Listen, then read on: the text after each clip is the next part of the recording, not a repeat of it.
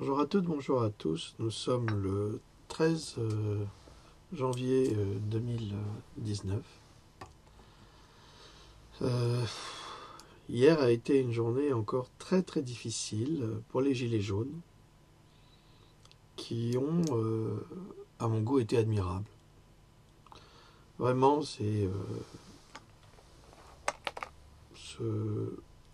cette alliance citoyenne qui est en cours est absolument formidable.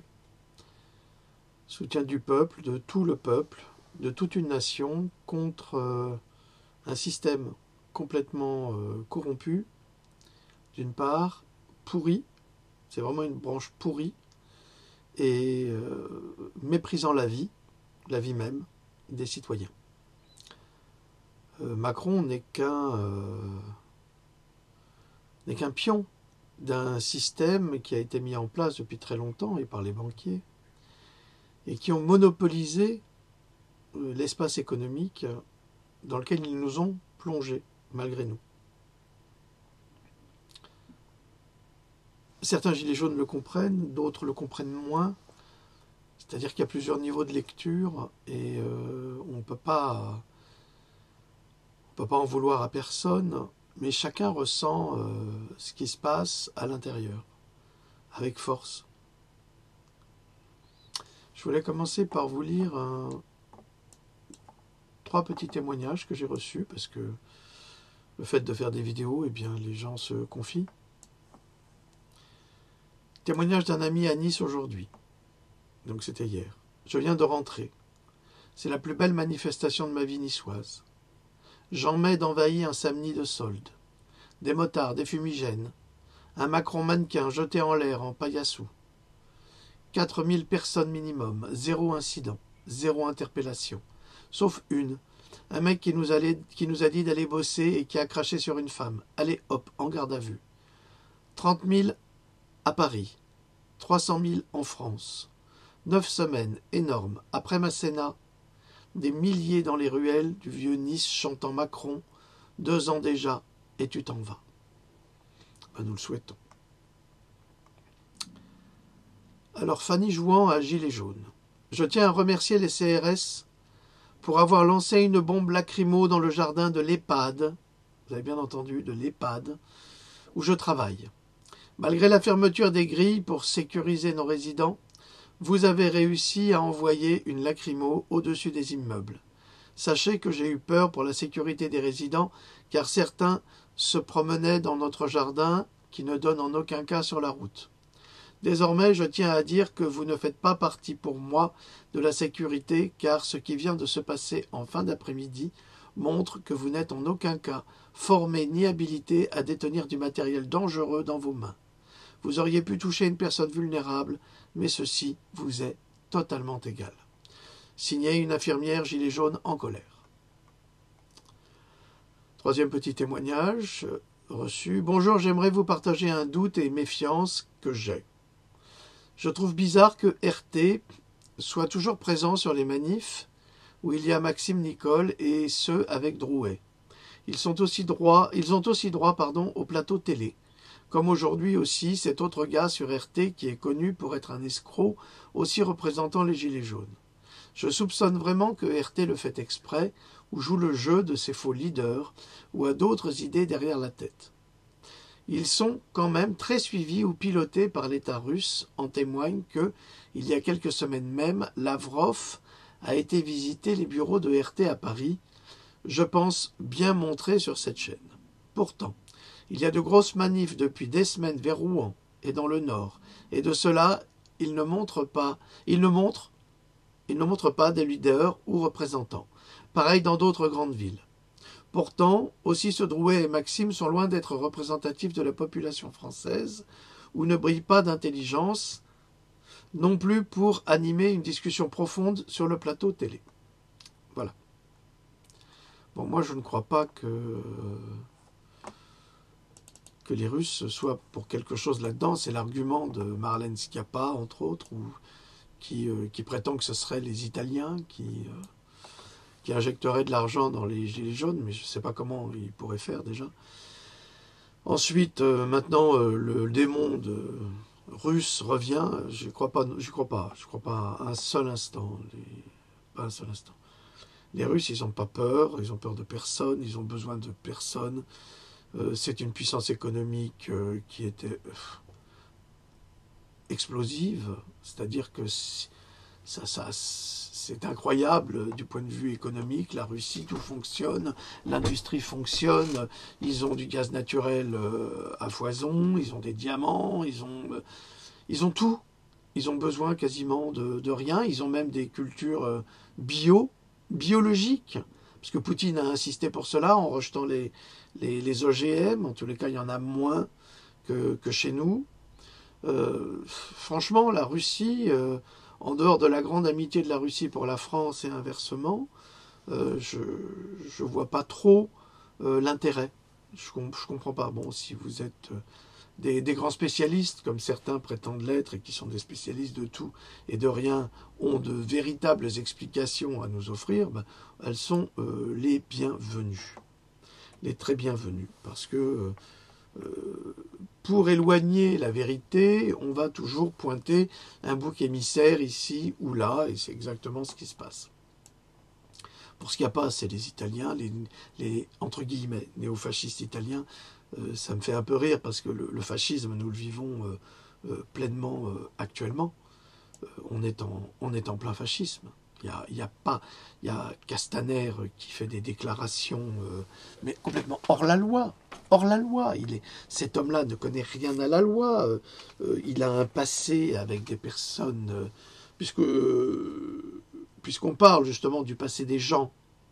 Moi, quand j'ai été attaqué par les trolls de Fabio et Croupion et compagnie cet été, ils ont été chercher dans mon passé, ils n'ont rien trouvé. Ah si, j'avais travaillé bénévolement pendant 2 ans pour me former, d'ailleurs, à Radio Judaïka à Strasbourg. Il y avait plein de gens qui travaillaient là. Ils n'étaient pas tous juifs, hein, faut pas croire. Hein. Et puis, c'est pas un crime. Moi, ça m'a formé à la radio. J'ai fait des émissions formidables pour faire parler le peuple. C'était très bien. Moi, j'étais très content. J'ai quitté la radio parce que j'avais fait une émission sur une lesbienne et à la radio, on m'a dénoncé et ben, j'ai décidé de plus y aller puisque j'ai été censuré. C'est tout. Donc, n'allez pas chercher tout et n'importe quoi. Donc, comme on va chercher dans le passé des gens pour essayer de les ridiculiser, surtout quand ils n'ont rien à se reprocher, ce qui est mon cas. J'ai très très peu de choses à me reprocher dans ma vie. Eh bien, M. Castaner, hein, si on cherche dans sa vie, il avait des fréquentations du milieu marseillais qui n'étaient pas très recommandables. Et il en a gardé les méthodes et surtout l'incompétence en ce qui concerne la gestion d'un pays. Citoyennes, citoyens, le 11 janvier 2019, Christophe Castaner invente le concept de complicité de violence en manifestation. Ceci n'existe dans aucun code, aucune loi, aucune infraction. En réalité, il semblerait que ce soit très clairement une menace envers ceux qui veulent se mobiliser et exprimer leurs revendications de manière légitime. Très clairement, il semblerait que ce soit une infraction à l'article 431-1 du Code pénal. Je vais vous en faire la lecture. L'article 431-1 du Code pénal dit que le fait d'entraver d'une manière concertée, en l'occurrence le gouvernement, et à l'aide de menaces, les déclarations sur Brut du 11 janvier 2019 de Christophe Castaner. L'exercice de la liberté d'expression, du travail, d'association, de réunion, de manifestation est puni d'1 an d'emprisonnement et de 15 000 € d'amende. Le fait d'entraver d'une manière concertée et à l'aide de coups, violences, voies de fait, destruction ou dégradation au sens du présent code, l'exercice d'une des libertés visées à l'alinéa précédent est puni de 3 ans d'emprisonnement et de 45 000 € d'amende. C'est pourquoi je vais déposer une plainte auprès du procureur qui lui-même auprès de la Cour de cassation, à savoir le procureur Molins, de sorte à ce que M. Castaner puisse être poursuivi devant la Cour de justice de la République. Pour ce faire, le courrier que je vais envoyer à M. Molins sera mis à la disposition de toutes les citoyennes et tous les citoyens qui le souhaitent dès le début de la semaine prochaine sur les réseaux sociaux, mon Facebook, mon Twitter, mon blog, de sorte à ce que chacun puisse agir de la sorte en citoyen ou en citoyenne pour évidemment défendre cette liberté constitutionnelle du droit de manifester dans ce beau pays qu'est la France. Vraiment, les propos de Christophe Castaner sont intolérables. J'appelle à la mobilisation générale. Alors, merci maître, parce qu'on doit dire maître, puisque c'est un avocat. D'ailleurs, moi j'ai des diplômes, mais je n'ai pas des diplômes de droit, mais on devrait m'appeler maître de la même façon. Il faudrait qu'on exprime cela également. Ce que ça nous prouve, cela, c'est d'une part la crainte de l'oligarchie, de l'État, face à la vérité, primo. Face à la loi. Ça nous prouve encore une fois que l'État est hors la loi. Hors la loi sur de nombreux points constitutionnels, d'une part, et sur les actions qui sont menées contre les citoyens. Là-dessus, il y a quelque chose d'insupportable. D'insupportable parce que la violence qui est déclenchée contre le peuple est inouïe. Inouïe. Vraiment, si vous voulez, la violence était concentrée, en règle générale, sur les attentats. Par exemple, il faudrait que vous suiviez cette émission, ce live qui a été fait par... je l'ai posté sur ma page, on va peut-être en écouter quelques minutes. Sur Radio 17/11, malheureusement il n'y a que 1893 vues, cette émission Résistance Radio 17.11, l'impasse, remémorait Charlie Hebdo. Alors, il y a un témoin qui a dû fuir le pays pour sa sécurité, qui a bien connu Bernard Maris. Il dit personne n'en a parlé, parce que Bernard Maris, qui était un grand économiste et qui était un administrateur de la Banque de France, voulait dénoncer un scandale d'État. Scandale d'État sur l'escroquerie des banques actuellement. Et en fait, ce que dit ce témoin, c'est que Charlie Hebdo n'était qu'un prétexte pour assassiner Bernard Maris. Il donne des éléments qui sont très justes. Alors je souhaiterais confirmer ce qu'il dit, parce que à l'époque, moi j'en avais parlé également quand j'écrivais sur Mediapart des articles, et je l'avais souligné. J'avais souligné aussi le problème de Bernard Maris. Or, personne n'en a parlé de Bernard Maris. Et je trouve très intéressant que ce monsieur en parle, parce que c'est quelqu'un de très éveillé, c'est un doctorant en mathématiques, donc c'est pas parce qu'il est doctorant en mathématiques que c'est mieux que si c'était un paysan, c'est pas ça, mais on ne peut pas le traiter d'inculte par rapport au sujet, puisqu'il était en correspondance avec Bernard Maris. Lui, ce qu'il attend, mais il a quitté le pays pour sa sécurité, la sécurité de sa famille. Ce qu'il attend, c'est qu'on réouvre le dossier Bernard Maris, et toute la presse est au courant. C'est-à-dire que Bernard Maris avait envoyé toutes les preuves de la corruption des banques et des États à la presse pour qu'elle le dénonce. Pourquoi est-ce qu'ils ont assassiné Maris et toute l'équipe de Charlie Hebdo? Parce que Charlie Hebdo était disposé à publier ces révélations, puisque la presse ne l'avait pas faite.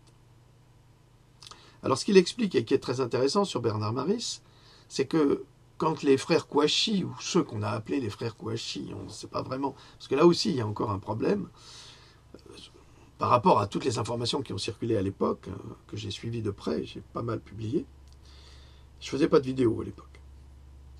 Eh bien,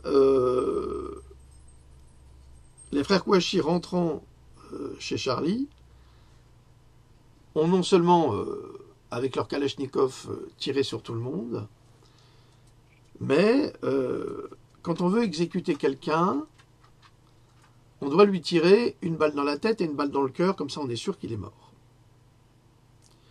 Or, dans le cas de Bernard Maris, c'est le seul de toutes les victimes à avoir été assassiné avec 2 armes différentes, une balle dans la tête, une balle dans le cœur. Tous les autres mitraillés, mais pas de balle dans la tête ni dans le cœur. Donc là, on assiste à une exécution. Trois inspecteurs de police ont été chargés de l'enfer sur chaque, enfin de l'enquête sur chaque personne assassinée chez Charlie. 3. Et les 3 ont été retrouvés suicidés. Évidemment avec des intervalles. Donc, ce que ça nous montre, c'est que face à la vérité, il y a une véritable organisation criminelle, ce dont j'ai déjà parlé, une véritable organisation criminelle qui est en charge de l'économie et de la finance, en France et dans le monde, parce que c'est les mêmes. Hein. Ils sont tous complices les uns des autres, ils fonctionnent tous les uns les autres. Ils ont parlé également des mails de Wikileaks. Je vous encourage à les lire, à les trouver, parce que là, vous découvrirez le vrai visage d'Emmanuel Macron.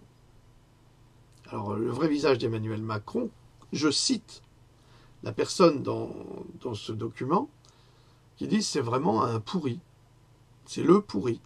Mais on s'en rend compte, puisque la veille de la manifestation de samedi, donc hier, eh bien, Emmanuel Macron mettait de l'huile sur le feu encore.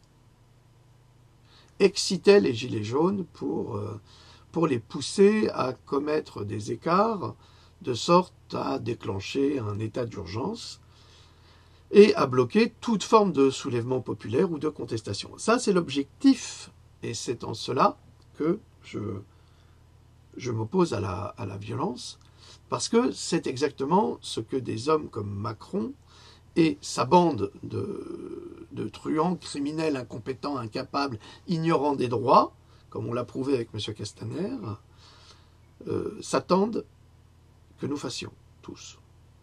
Alors évidemment, hier, les manifestations en France ont été émargées de profonde violence, mais sur tout le monde. Sur tout le monde. Ce matin, j'apprenais, je téléphonais à ma maman, et elle me dit, tu sais, hier j'étais en ville. Ah, j'ai dit, maman, je t'interdis d'aller en ville le samedi. Elle a énormément de problèmes de poumons. Pourquoi? Parce qu'elle a eu 3 cancers et qu'elle a été gravement brûlée par la radiothérapie, ce qui fait qu'elle est hyper fragilisée au niveau du poumon. Si elle se retrouve dans un endroit où il y a des gaz lacrymogènes, elle en mourra, inévitablement. Donc j'étais très en colère. Et je lui ai dit, mais ça va pas. Elle me dit, mais ça s'est très très bien passé, j'ai jamais vu autant de monde. Et pendant que je la disputais, elle me disait, écoute, je me souviens que pendant la loi de Vaquet, on t'avait bien dit avec ton père que tu te fasses pas remarquer, que tu sois pas parmi les principaux manifestants. Et, ben oui, j'étais jeune. Et qu'est-ce qu'elle voit au journal régional? Son fils en manteau rouge et en manteau noir et en écharpe rouge à expliquer pourquoi nous, les étudiants, eh bien, on était contre la loi de Vaquet. Et à l'époque, c'était M. Juppé qui était au gouvernement et M. Juppé a utilisé des méthodes fascistes très poussées à l'aide de M. Pasqua. J'ai jamais oublié Alain Juppé pour cela. Il a beau avoir une agrégation de français, être très doué pour les lettres, c'est un monsieur qui n'est pas recommandable. En tous les cas, qui ne l'a jamais été pour nous, les étudiants à Strasbourg à l'époque.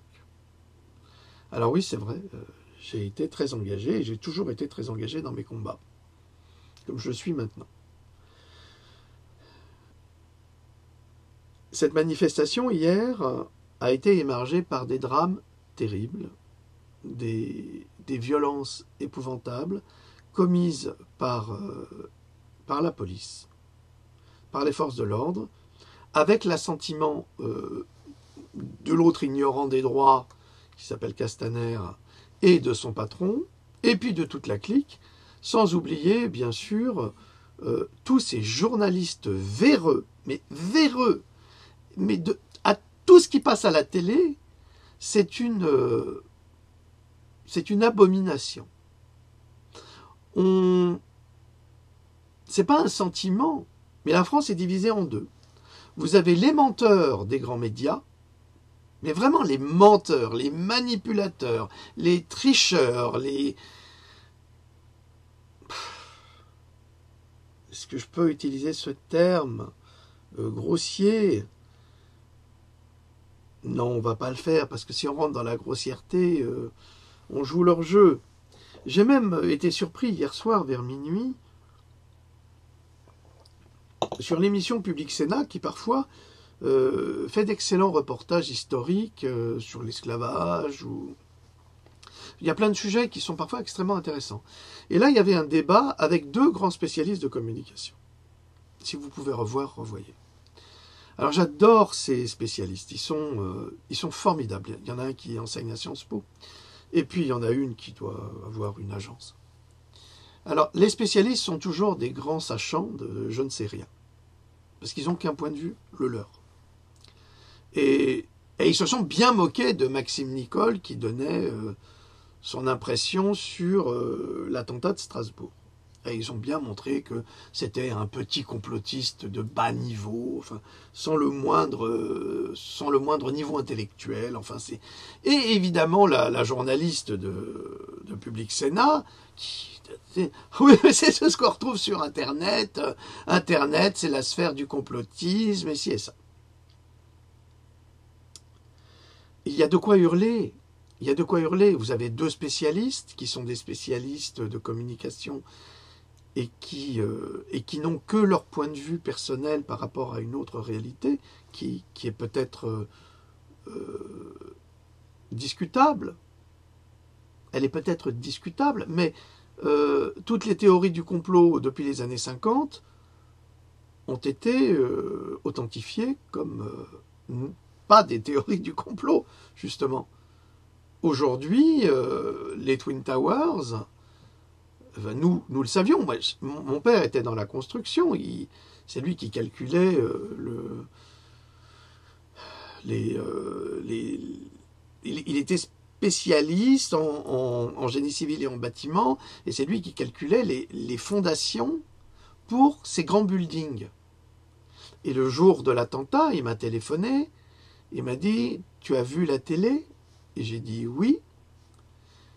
Et il me dit « C'est eux qui ont fait s'écrouler les tours. » J'ai dit « Mais papa, tu crois pas que c'est les... » Il dit « Je te dis que c'est eux parce que moi, c'était mon travail. » Il dit « La tour qui s'écroule comme ça, c'est pas possible. » Aujourd'hui, Donald Trump réouvre l'enquête sur c'est pas les 2 tours, c'est les 3 tours, parce qu'il y en a une 3e également. Alors effectivement, il semblerait qu'Israël soit assez menacé dans cette histoire, entre autres, ainsi que pas mal de banquiers. Bref, toutes ces théories dites complotistes sont aujourd'hui en train de se révéler comme une vérité absolue. Mais, dans les médias, tels que Public Sénat, BF Merde, pardonnez-moi, hein, c'est ce que disent des journalistes également, c'est ce qu'on dit en douce, c'est ce que répètent sans arrêt les Gilets jaunes, iTélé, Imbécile Télé, c'est pareil, toutes ces télés-là ne montrent qu'un aspect de la réalité et pas un autre. Combien de fois ils nous ont montré les vidéos de Christophe Détinger en train de se défendre à point, enfin avec des gants, pas des gants de boxe, mais des gants en cuir d'hiver, en train de se défendre, enfin de défendre une femme à terre qui était en train de se faire massacrer par des CRS et en tapant sur un bouclier en plexi. Combien de fois ils disent « Ah, la violence! Ah, c'est épouvantable, cette violence est épouvantable !»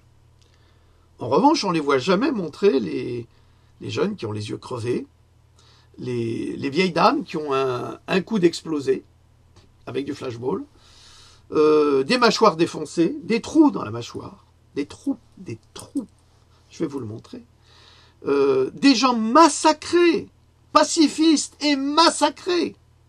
Et ça, on ne voit jamais ça. Et ça montre vraiment le décalage qu'il y a entre l'homme de la rue, les centaines de milliers de personnes qui étaient dans la rue en France. C'est extraordinaire. Et pacifiste, comme on l'a vu avec le témoignage de Nice, où ça s'est très bien passé. Alors si vous avez des témoignages invalidant celui-là, je vous en prie, mettez-les en commentaire. Il faut. On est une plateforme citoyenne, on est là pour discuter de cette réalité tragique. Bon, si vous me faites des attaques personnelles, ça n'a aucun intérêt, c'est absolument ridicule. Donc j'efface ça, c'est pas important, ça ne compte pas, ça ne compte pas. Donc maintenant, on va passer à ces témoignages qui sont tout à fait passionnants. Alors, je vais essayer de mettre le lien du live. C'est mieux que plutôt que je vous le fasse écouter, parce que si je vous le fais écouter, ça va prendre du temps. Et le problème... alors voilà, ce jeune garçon qui n'était même pas gilet jaune et qui a un trou dans la joue. Il a un trou dans la joue, c'est à Strasbourg. Alors, un mineur de 15 ans non manifestant se prend une balle de flashball en plein visage. Alors, est-ce que je peux atteindre...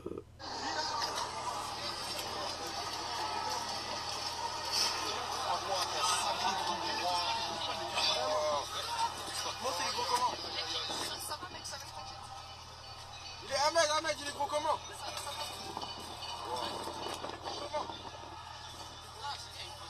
Putain, c'est des enfants. Hey, il y en a un qui est passé juste là, quoi. Mec, vas-y. Bon, comment est-ce qu'on peut justifier ça? Castaner, t'as des choses à nous dire? Tu devrais pourtant expliquer ça, puisque tu es censé défendre l'ordre public. Si les gilets jaunes sont là pour faire du désordre public, pourquoi des personnes qui ne sont pas gilets jaunes, des gosses, sont pris pour cible par tes flics? Il faut m'expliquer. Parce que là, tu es responsable. Autre chose, ça c'est les moutons rebelles qui publient ceci. C'est l'horreur, hein. Pour moi c'est l'horreur. C'est l'horreur. Alors je comprends la colère de certains, moi je la comprends. Je la cautionne pas pour les raisons que j'ai déjà expliquées. Je cautionne pas cette violence, pas parce que la violence c'est malsain, c'est pas vrai. La violence elle est salutaire, dans certains cas ça peut vous sauver la vie. Il faut pas être idiot. Quand vous vous faites agresser, vous pouvez pas toujours... c'est le cas de la légitime défense de Christophe Détinger. Ok, c'est un professionnel. Ok. Mais il a quand même sauvé la vie de cette femme à terre, qui a témoigné avec son avocat. On n'en parle pas, ça. Alors évidemment, quand on le passe à la télé... sur France 5, je crois que c'était ça, où vous avez les imbéciles notoires qui font les émissions sur la santé, et puis les journalistes qui se payent 30 000 € et qui sont des millionnaires par mois, et qui se moquent et qui humilient les gilets jaunes, et puis quand ils voient la femme qui était tabassée par terre parce qu'elle avait les cheveux rouges, qui font comme ça, mais attendez, mais quel mépris! Quel mépris! Alors, d'ailleurs pour Christophe Détinger, très joli placard. On devrait plutôt avoir des placards concernant nos dirigeants, en disant qu'on est fiers d'eux. On est fiers d'eux. On est fiers de ces dirigeants. Eh ben non, on ne peut pas être fiers de ces dirigeants, parce que ce sont des traîtres, des lâches, des êtres qui n'ont absolument pas de cœur. Ils n'ont pas de cœur, pas le moindre cœur. Ils n'ont pas la moindre compassion. Ce sont des gens qui sont capables de virer 10 000 ouvriers du jour au lendemain, tout simplement pour permettre aux actionnaires qui se trouvent en Amérique et en France, il y en a peu en France, mais c'est surtout les Américains, de toucher leurs dividendes. C'est vrai que c'est de l'ordure. Ce qui nous dirige, c'est de l'ordure. Et puis qui abusent de tout. Ben, ça, j'ai reçu aussi des documents, mais c'est des gens qui m'envoient des informations, mais j'ai pas de preuves, donc je peux pas en parler. En revanche... oui, j'accepte l'utilisation. Bon, tu me le donnes maintenant?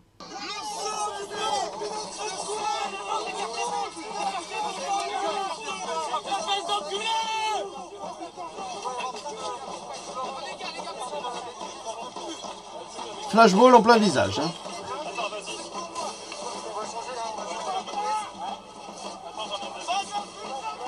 Bande d'enculés!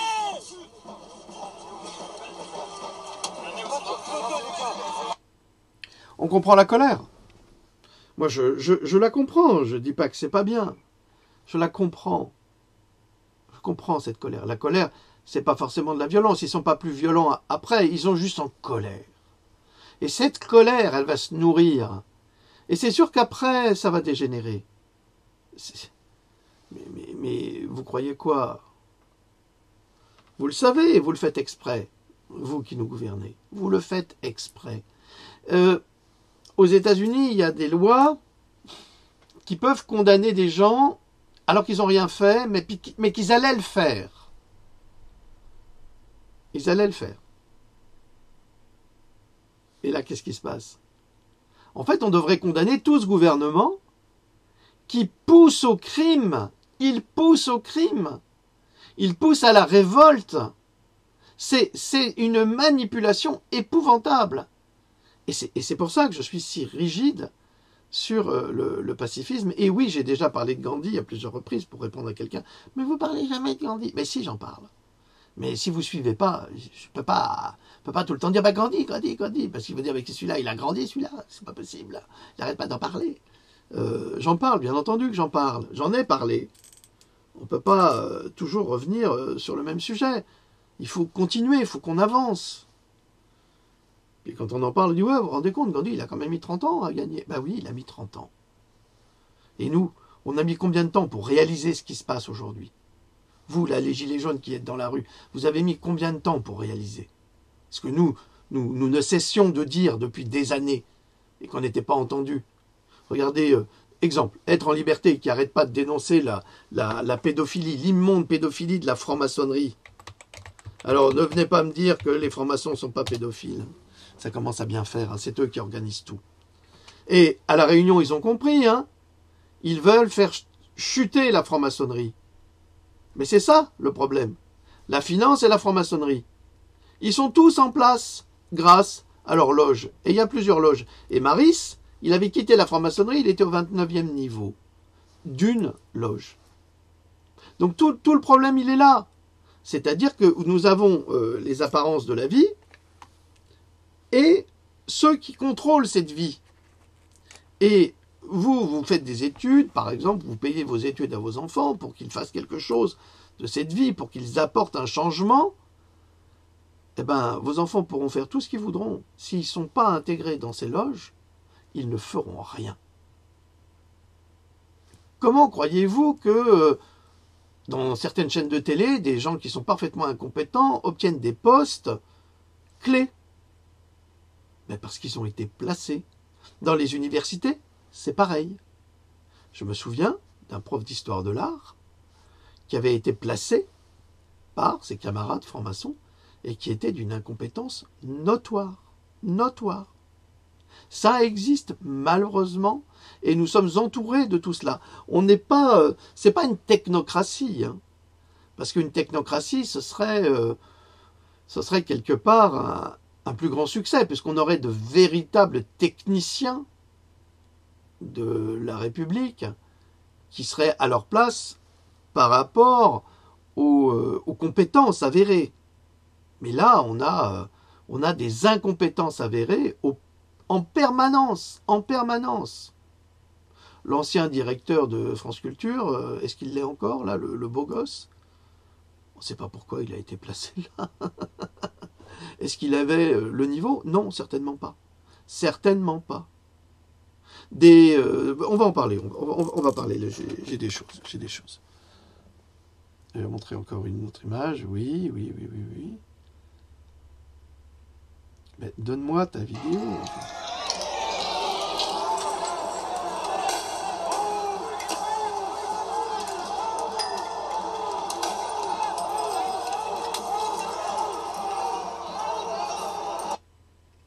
Alors, ils sont pas violents, hein, les gilets jaunes. C'est pas eux qui sont violents.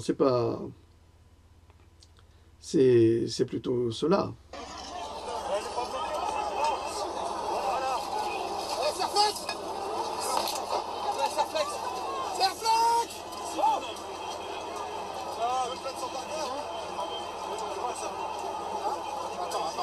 Bon, lui, je suis pas sûr que ce soit un vrai gilet jaune, hein, le petit qui est par terre là.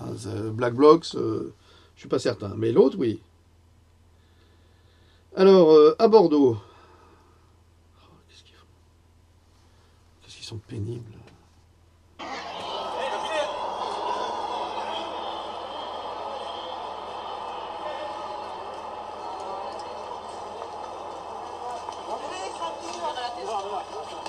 Qu'est-ce qui se passe là?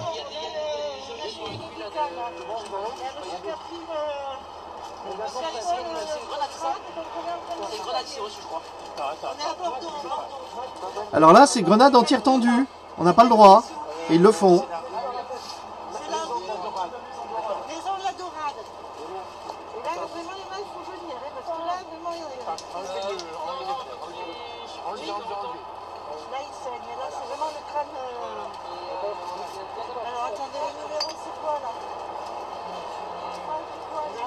Voilà, ces violences-là, on les voit jamais, on n'en parle pas.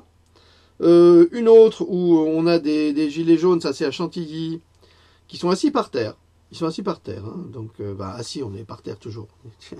C'est un pléonasme. Ouais, et là on voit les CRS sont très contents. C'est champions du monde, hein. Des vrais champions du monde. Des vrais champions du monde, et vous allez voir ce qu'ils font. Alors, tu joues. Et voilà, super. Voilà, c'est Macron, c'est Castaner, c'est Macron, c'est la bande des voyous. Là, un témoignage d'un policier. Je vais essayer de le mettre en plus grand. Aux principes de sécurité ont pu être constatés. Je vais me lever. Bien malgré lui, Renaud, policier à Paris, oh là là, il y a des reflets. Témoigner. Alors qu'est-ce que c'est que ça? Ça, c'est le tir de flashball sur l'arrière de ma cuisse. Donc voilà. Oh, ça marche pas. Ça marche pas, ça me prend trop de ressources. Je vais essayer de vous le retrouver. On va le remettre à l'endroit. On va le remettre à l'endroit. Hey, mais ça déconne complètement.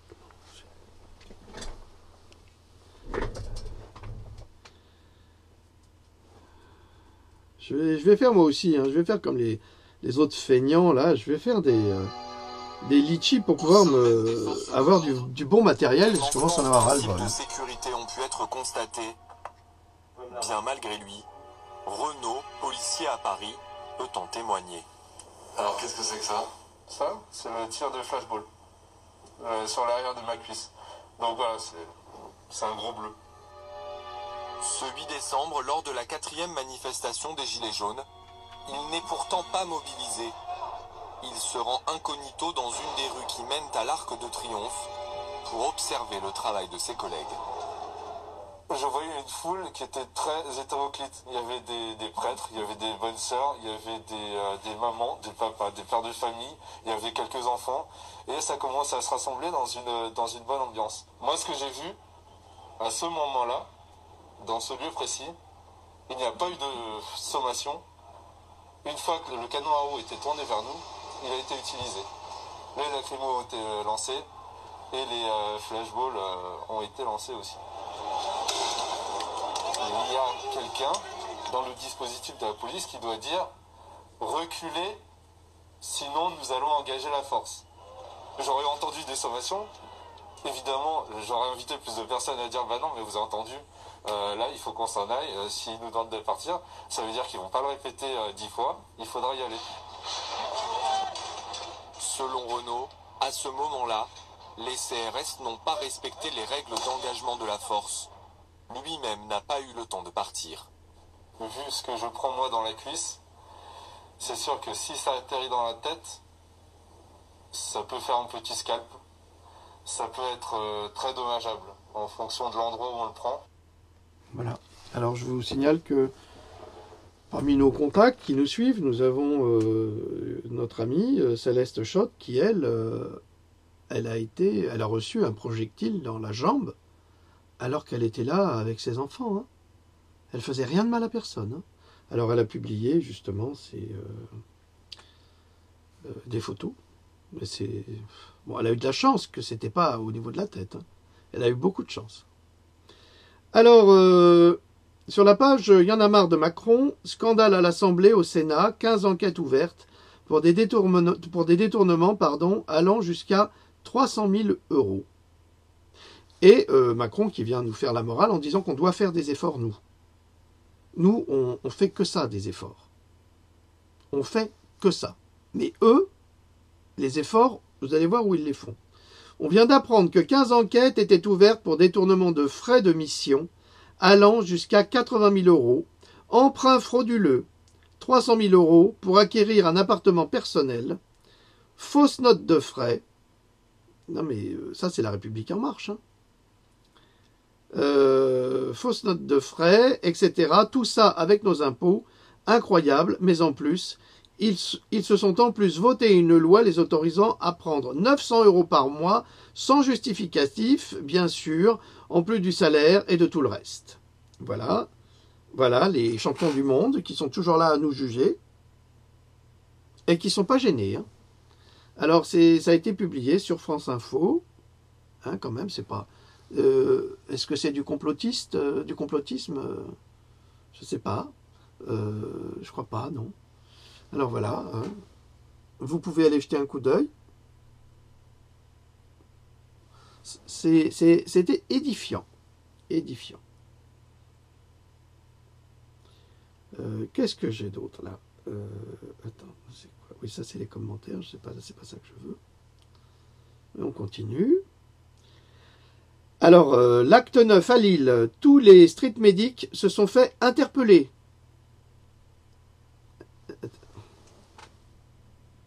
Je recommence. Toutes les personnes qui sont là, comme la Croix-Rouge, pour aider les blessés, se sont fait arrêter par la police. Alors que la répression s'abat sur les cortèges partout en France, les street medics sont toujours aux avant-postes pour apporter les premiers secours. À Lille, ils ont tous été interpellés. Ça veut dire que non seulement les gilets jaunes, ils vont être punis parce qu'ils manifestent, alors on va leur tirer dessus, mais en plus ils n'ont pas le droit aux soins. Pourtant, j'ai reçu une information où il y avait une ministre ou députée, je ne sais pas, c'est LREM, je ne peux pas les saquer, donc ça ne m'intéresse pas trop, qui, elle, avait abusé de frais médicaux et de rendez-vous chez des spécialistes, mais à des hauteurs, vous ne pouvez pas imaginer, hein, c'était 600, 900 euros, enfin ça, comme je n'ai pas pu vérifier, je ne peux pas publier. Alors, c'est une information de Lille insurgée. Ce 12 janvier, pendant l'acte 9 de la mobilisation des Gilets jaunes à Lille, l'ensemble des street medics ont été interpellés. Une scène qui rappelle celle de Toulouse le 15 décembre dernier, quand une équipe de street medics s'est fait confisquer son matériel. Voilà.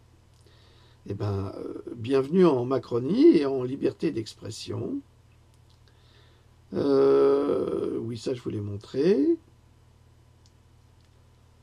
Je continue. Ah, voilà. Aujourd'hui, je vous ai apporté une photo d'Agnès Salle. Alors, qui est Agnès Salle? Ça, c'est tout un poème. La chronique il y a quelques mois, quelques années. Souvenez-vous, c'était sous Hollande. Elle avait près de 40 000 euros de frais de taxi à l'époque où elle était directrice de l'ENA. Ce qui est intéressant, c'est qu'elle a été condamnée, donc 3 mois de prison avec sursis, 4 500 euros d'amende, 3 000 euros de dommages et intérêts et 6 mois de suspension. Elle a été réintégrée et promue doublement. C'est-à-dire que d'une part, on la nomme haut fonctionnaire à l'égalité, la diversité, etc. Mais en plus, on la nomme rétroactivement au 1er janvier pour avoir une promotion financière qui élève quand même son salaire à plus de 6 000 euros et qui lui permet du coup d'avoir une retraite plus intéressée. Ce qui est vraiment problématique dans cette histoire, c'est que ça démontre quel est l'environnement aujourd'hui d'Emmanuel Macron. On a Agnès Salle d'un côté, donc, qui a été condamnée mais qu'on réintroduit alors que c'est quand même du détournement de fonds publics. On pourrait dire qu'elle a payé judiciairement. Oui, mais détournement de fonds publics. Tout à l'heure, je vous parlais de cette fameuse loi de transparence. Pour le coup, on n'y est pas du tout.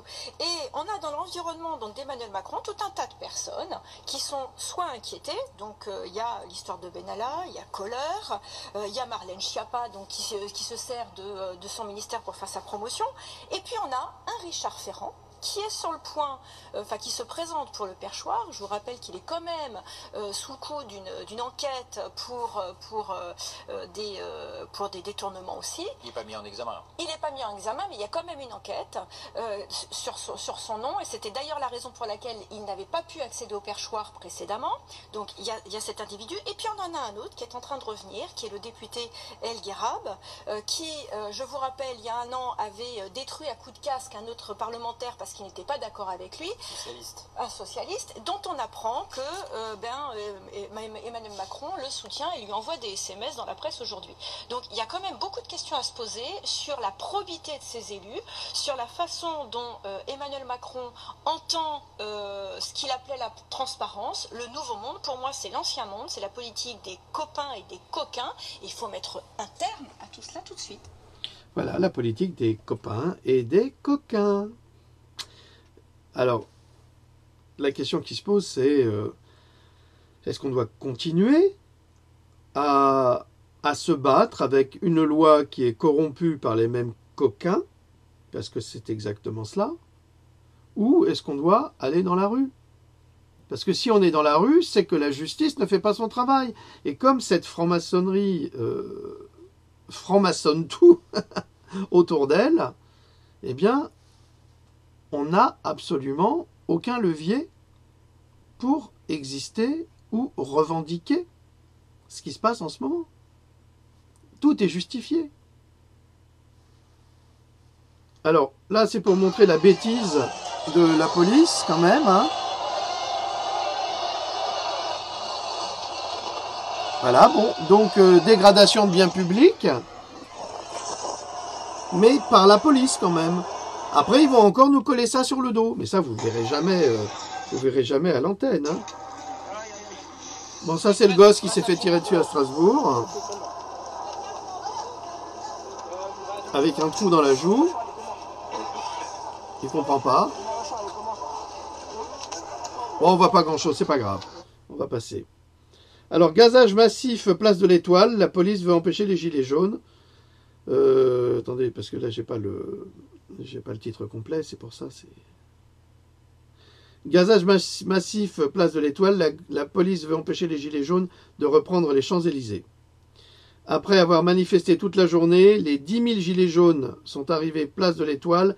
Blindés et canons à eau, les forces de police commencent à gazer massivement avenue de Wagram. La BAC est aux avant-postes pour charger les manifestants. L'objectif du gouvernement, empêcher les manifestants de manifester par milliers sur les Champs-Élysées.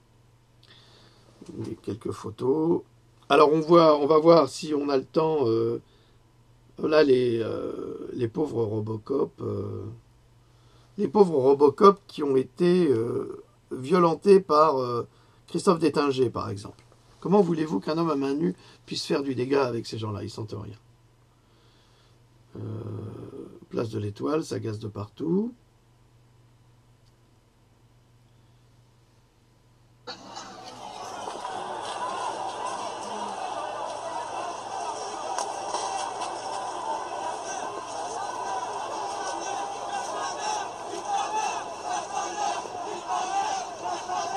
Quand même, les gars.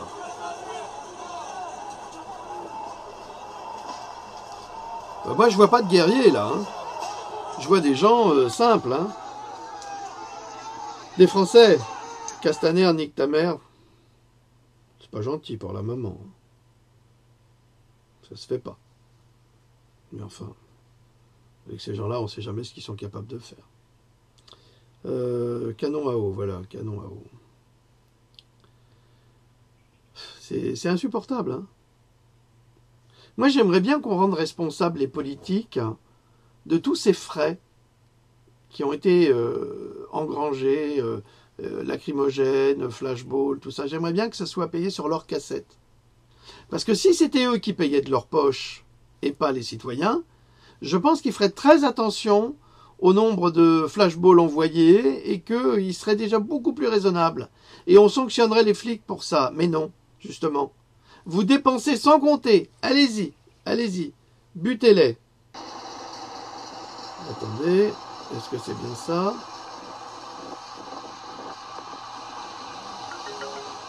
Place de l'Étoile. Non, non, c'est pas ça, c'est pas ça. C'est pas ça que je voulais montrer. Non.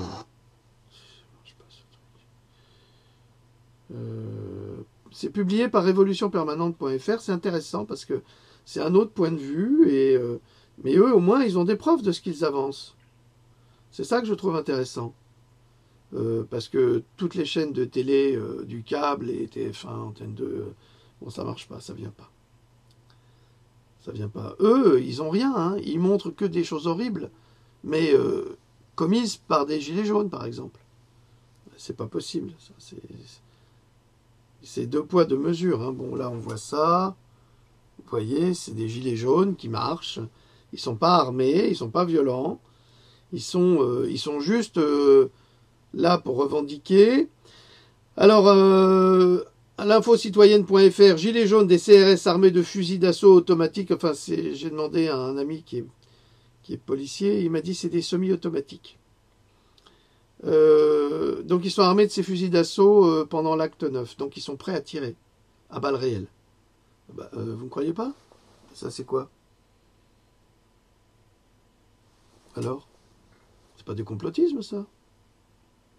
Alors, oui, c'est ça que je voulais vous montrer également. On a reproché à Christophe Détinger d'avoir eu le culot de développer de la violence. Et il y a même un CRS qui s'est retrouvé à terre. On dit, oui, ils ont frappé un homme à terre. Ok. Ben, je vais vous montrer que la police, elle fait ça au quotidien. Alors voilà la première image. Hein. Vous voyez le policier qui va shooter le manifestant à terre. Là, il le shoot. Et vous voyez que c'est un flic, vous le verrez dans la deuxième image. Et il le tape lui dans la tête. Hein. Et il n'a pas de casque, il n'a pas de protection. Alors, je voudrais des explications quant à ces images, moi. Ah, vous voyez, il a un flingue, là. Il a un flingue dans les fesses, là. Les courageux, ils ont toujours un flingue dans les fesses. Manifestation à Marseille, un cortège impressionnant, la circulation dans les tunnels bloquée, évidemment. Regardez ça. Si ça, c'est pas le peuple. Alors, blessure à la tête d'un gilet jaune. Encore un. C'est épouvantable. À Bordeaux, pour l'acte 9. C'est vraiment des... Ces gens du pouvoir sont vraiment des êtres abjects. Mais non, c'est pas ça que je veux. Ah, mais ça marche pas. Ça marche pas. Allez, mais donne.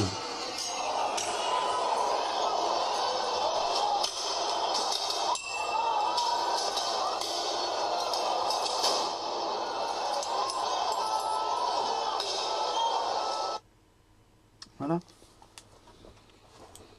Voilà. Ça continue à tirer, ça s'amuse. Les flics, là, c'est... En tous les cas, ces méchants flics, on dirait qu'ils s'amusent aux cow-boys et aux indiens, sauf qu'il n'y a que eux qui ont les armes. Vous ne trouvez pas que c'est disproportionné, tout cela?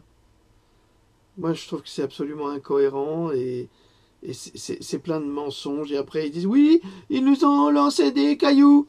Oui, ils nous ont donné des coups de pied. Non, mais attends, c'est vraiment ce que disait Étienne Chouard. Hein. C'est le violeur qui se plaint que sa victime se défende. Vous êtes des violeurs de vie, hein, messieurs les policiers. Allez. Oui, ça, on l'a vu. On l'a vu. On l'a vu. Vous savez, des fois, je me trompe d'image parce qu'il y en a tellement. Alors, à tous les pseudo-journalistes de télévision qui nous informent sur la casse qu'il y a au quotidien dans les manifestations, ce magasin a déclaré ceci.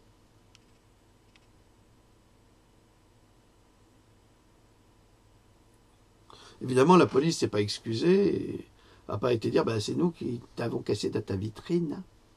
Non, non, ça ils font pas. Ah voilà, l'usage des canons à eau à Paris, en plein hiver, hein, c'est sympa. Ça c'est vraiment avec intention de rendre malades les gens. Hein.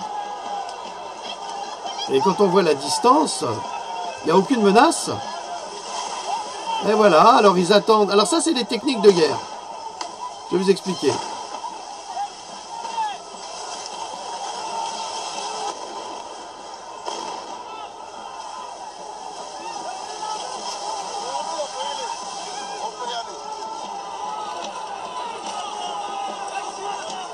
Alors, la technique de guerre, c'est quoi?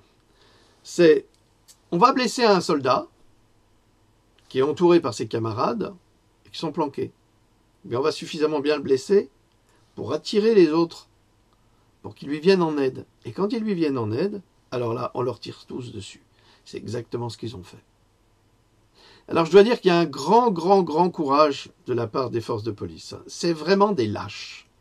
Ah oui, messieurs, vous êtes des lâches. Messieurs, dames, parce que vous avez aussi des femmes qui sont parmi vous. Vous êtes des lâches. Parce que vous vous attaquez à des gens qui ne se défendent pas. Et quand ils se défendent, vous pleurez. Franchement, vous devriez avoir honte. Alors, c'est le cas, parce qu'il y a de plus en plus de policiers qui se suicident aussi. Des vrais. Parce qu'ils sont dégoûtés par ce qu'ils font. Et ça aussi, au-dessus, ils sont responsables. Ils sont responsables de tout. Bon, ça, vous l'avez vu, déjà.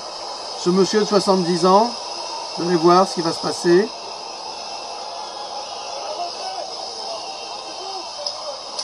Et voilà.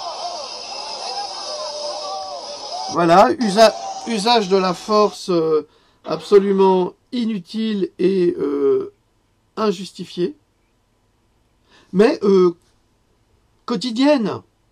Et ça, BF et compagnie ne montrent jamais. Alors, il y a un des journalistes d'une émission sur le câble, RTL, je crois, je ne sais plus quoi, qui a retrouvé le monsieur et qui l'a interviewé. Et c'est un monsieur très calme, très posé, absolument pas agressif ni violent. C'est un brave homme. Et pourquoi il était là? Eh ben, parce qu'il il dit pas je suis un manifestant. Moi je manifeste mon soutien, mais je suis pas dans les cortèges. Je faisais juste une photo. Et ben voilà comment on est traité. Alors évidemment, il avait des plaies ici, sur le nez, enfin parce qu'il est tombé directement sur la tête. Alors vous faites ça à un policier. Ah ben comme Christophe Détinger, vous prenez 6 ans de prison. Bon, pour l'instant, le jugement il est en délibéré. Hein. À mon avis, ils ont un peu peur. Ils ont un peu peur des gitans, à mon avis. Et donc ils sont un peu dubitatifs sur ce qui va se passer. À mon avis, ils vont lui donner 1 an de prison ferme.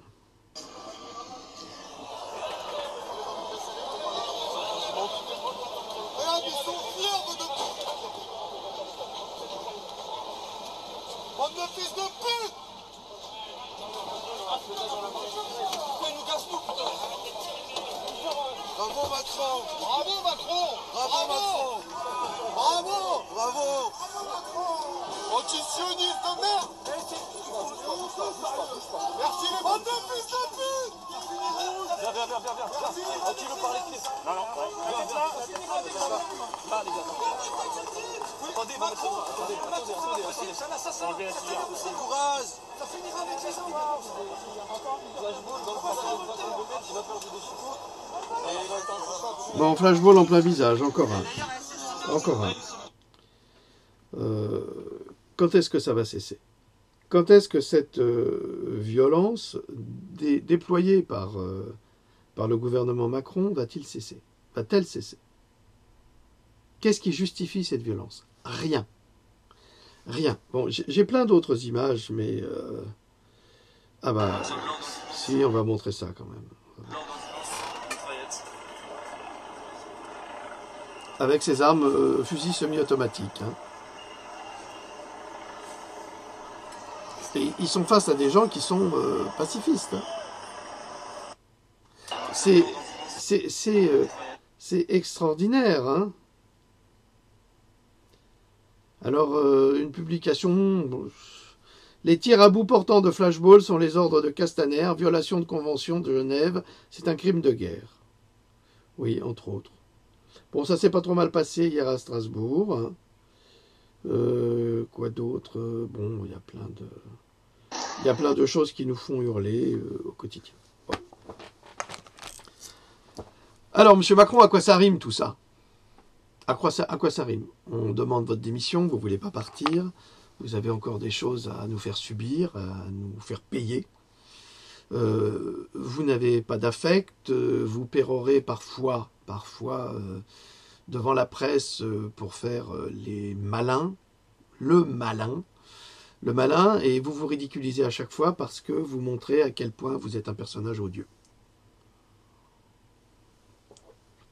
Je ne vous insulte pas, je vous dis simplement ce que vous êtes, un personnage odieux, et vous n'avez pas votre place au gouvernement, et surtout pas à la tête d'un pays. Parce que le rôle d'un président, c'est d'être le père de la nation. Vous n'êtes que le père de votre compte en banque.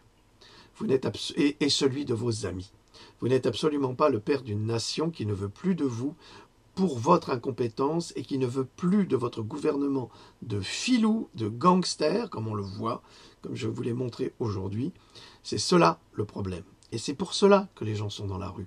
Parce qu'ils n'en peuvent plus que vous osiez leur demander de faire des efforts alors que vous pillez les caisses de l'État. Et ça, c'est insupportable.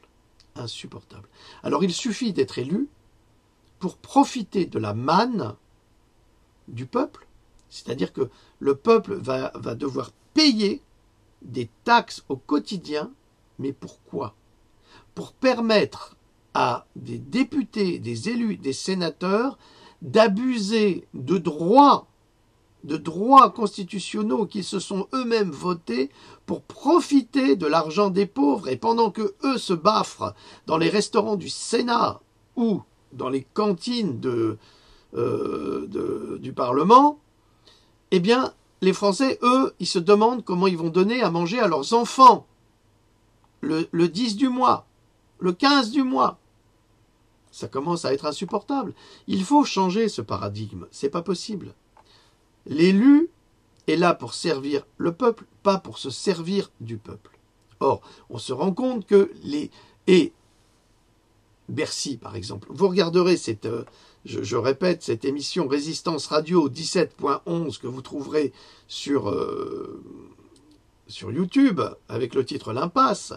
Alors, on n'arrête pas de me parler de l'UPR, mais Monsieur Asselineau, il était à Bercy, donc il sait tout ça. Il le sait. Il est parfaitement au courant de ces gaspillages. Il en a profité, lui aussi, en tant que haut fonctionnaire. Donc, c'est pas possible. C'est pas possible. Cette corruption-là, elle est plus possible. C'est pour ça que les Gilets jaunes, ils ne veulent plus de partis politiques. Ils ne veulent pas de ces syndicats qui sont vendus au gouvernement. Ils ne veulent plus de ça. Ils veulent leur république, quelque chose qui leur ressemble. Ils veulent dire non. Et dans ce non, eh bien, ils n'impliquent pas toujours les cibles qu'il faut toucher. Pourquoi? Mais parce qu'ils ne savent pas. Parce qu'ils n'ont pas forcément fait l'ENA, parce qu'ils n'ont pas forcément fait stage à Bercy. Or, dans cette vidéo, il y a quelqu'un qui indique qu'à Bercy, il y a tous les ordinateurs avec des disques durs qui sont remplis d'informations concernant tous les Français et surtout concernant leur déclaration fiscale, ce qu'ils doivent, ce qu'ils ont, ce qu'ils possèdent, ce qu'ils ont fraudé avec le fameux verrou de Bercy. N'oubliez pas d'où vient Macron. Il vient de là. Donc, il a triché sur tout, il a menti sur tout. Donc, les cibles, elles sont désignées dans cette émission de radio, Internet d'ailleurs. Je répète, Résistance Radio 17.11. Au titre de la vidéo, l'impasse, regardez, il y a des solutions qui sont très importantes. Je suis très étonné, par exemple, que les leaders des Gilets jaunes continuent à bêtement, parce que pour moi c'est bêtement, organiser des manifestations dans telle ou telle ville sans cibler des organes centraux. C'est ça le secret. C'est faire plier, pour faire respecter la démocratie, c'est faire plier là où le genou va plier. Mais quand le genou il est protégé par une armure, il ne va pas plier. Vous comprenez ce que je veux dire? Attends, tu comprends le film, sinon je t'explique.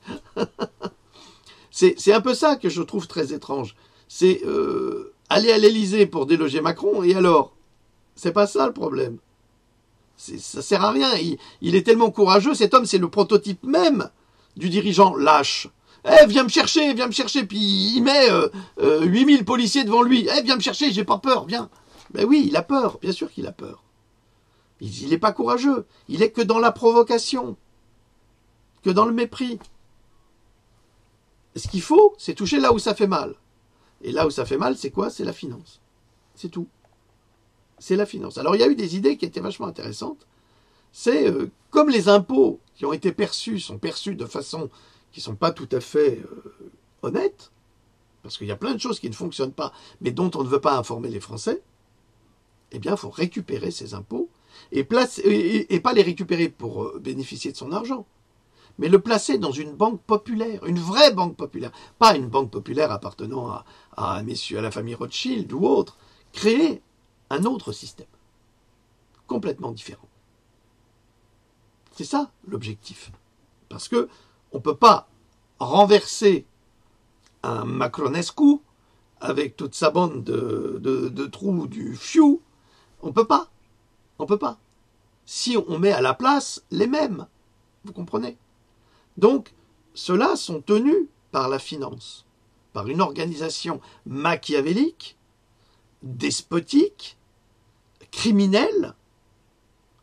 Donc, si on laisse cette organisation criminelle en place, il ne se passera rien. C'est pour ça que je suis pacifiste. Parce que déclencher les enfers contre l'un face à l'autre, ça n'a aucune conséquence. Parce que derrière, avec nos impôts, ils achèteront encore plus de grenades. Et vous ferez comment pour vous défendre contre ça? On ne peut rien faire. On n'a pas les armes. On n'a rien. Je vous rappelle qu'en 1789, les Parisiens, il y avait le gouverneur de la Bastille qui aurait pu tirer sur le peuple qui était désarmé. Il aurait pu tirer sur le peuple. Il y avait d'ailleurs très peu de prisonniers. Il y avait le marquis de Sade, entre autres. Et il aurait pu le faire. Il ne l'a pas fait. Ben, ça lui a coûté cher parce qu'on lui a quand même coupé la tête. Mais il y avait un arsenal dans la prison de la Bastille et les citoyens ont pris les armes à ce moment-là, qu'ils n'avaient pas avant. C'est ça qu'il faut comprendre. Nous, en tant que gilets jaunes, nous ne sommes pas armés, mais absolument pas armés. Et nous ne sommes pas protégés contre les armes qui sont utilisées contre le peuple. Et il n'y a pas de cache d'armes. Si, il y en a dans les cités, on le sait. Gladio a planqué des armes dans toutes les cités de France pour, justement, fabriquer une révolution. Quand ils l'auront décidé, on le sait, c'est été publié moult fois, sauf que le grand public ne le sait pas. C'est pour ça qu'il y en a qui commencent à dire, quand les banlieues prendront les armes, là, la police va trembler. Oui, elle va trembler, effectivement. Parce que les armes existent. Elles sont là. Il y en a beaucoup. Sauf qu'elles sont planquées et avec tout ce qui est trafic de drogue qui gère dans certaines cités toute la vie, eh bien, c'est eux qui protègent ces caches d'armes pour les patrons qui leur permettent de faire leur trafic de drogue. Parce que tout est imbriqué, hein, attention. Il faut croire. Je me souviens quand Mitterrand a été élu, il y avait une émission, je crois que c'était même Christine Ockrent à l'époque. Si je ne me trompe pas, hein, c'était il y a plus de 20 ans, hein, il y a 30 ans. Et ils avaient fait un reportage extrêmement intéressant sur l'argent de la prostitution, l'argent des lobbies, Leclerc par exemple, ou Trigano, surtout Trigano, qui avait permis justement à Mitterrand d'accéder au pouvoir. Mais on laissait entendre aussi que l'argent de la drogue contribuait à cela. Et là, vous avez eu les confessions d'un ancien dealer du tout Paris qui fournissait en cocaïne Chirac, des membres du gouvernement, enfin bref, tout le monde. Donc il y a des influences, il y a des contacts. On sait que les trafics de drogue au Vietnam ont été organisés par la CIA. On le sait. Donc c'est pour ça qu'on n'attrape jamais les grands responsables, les principaux responsables. C'est parce que les principaux responsables, ils sont au gouvernement. Bon, je vous laisse méditer là-dessus. Je vous laisse méditer sur la violence nécessaire à employer. En tous les cas, c'est pas une bonne idée, parce que nul n'a les moyens de se défendre contre celle-ci. C'est tout. C'est tout. Maintenant, j'interdis rien à personne. Chacun est libre de faire ce qu'il veut, comme il le veut, si c'est sa décision d'aller au combat. Et je peux le comprendre, parce que tout est fait pour énerver les gens. Tout est fait pour les agacer et pour leur dire allez-y, allez-y, on attend que ça, et après, ça sera pire. Donc, je pense qu'il faut développer, à mon avis, mais c'est qu'un avis et je le partage, et je ne suis pas pour la guerre, et je ne suis pas pour les conflits, et je suis pour la paix en général, mais ce n'est pas les flics qu'il faut toucher, parce que les flics sont aussi des citoyens. Alors parmi eux, il y a beaucoup de grands imbéciles et de criminels, ou des malades mentaux, il y en a beaucoup. Comme on avait vu ce flic qui crachait sur le caméraman, on l'a vu il y a 3 ou 4 semaines, j'avais posté, celui-là, un flic boxeur, c'est pareil. Vous avez des tarés, évidemment, qui sont dans la fonction publique, ça c'est clair. Mais à côté de ça, il y a aussi des gens qui sont corrects, et qui sont des citoyens, comme vous. La preuve, ils se suicident. C'est un drame pour tout le monde. Donc, c'est pas en s'opposant de front police-peuple qu'on arrivera à une solution. Je ne crois pas à ça. Je ne crois pas à ça. En revanche, et là, on a besoin des Anonymous. S'il y en a, s'ils existent, on a besoin d'eux. Parce que s'ils ont été capables de sortir les mails En Marche avant et après, et toutes les correspondances, ça serait bien qu'ils balancent pas mal là sur l'affaire Bernard Maris. Ouais. Parce que comme vous êtes des Anonymous, on ne peut pas vous trouver. On ne peut pas vous voir, on ne peut pas vous attraper. Mais vous pouvez informer le peuple. Donc c'est là que vous avez un rôle à jouer. Parce que quand le peuple apprendra toutes les saloperies, là, je vous signale qu'un des enfants de l'affaire Doutreau vient de témoigner dans un livre, c'est épouvantable tout ce qu'il dit. Tous ceux qui ont été jugés, ils les accusent tous, ils sont tous coupables. Ils ont été jugés puis acquittés. Mais en fait, c'est un coup de la franc-maçonnerie. C'est dégueulasse, c'est immonde.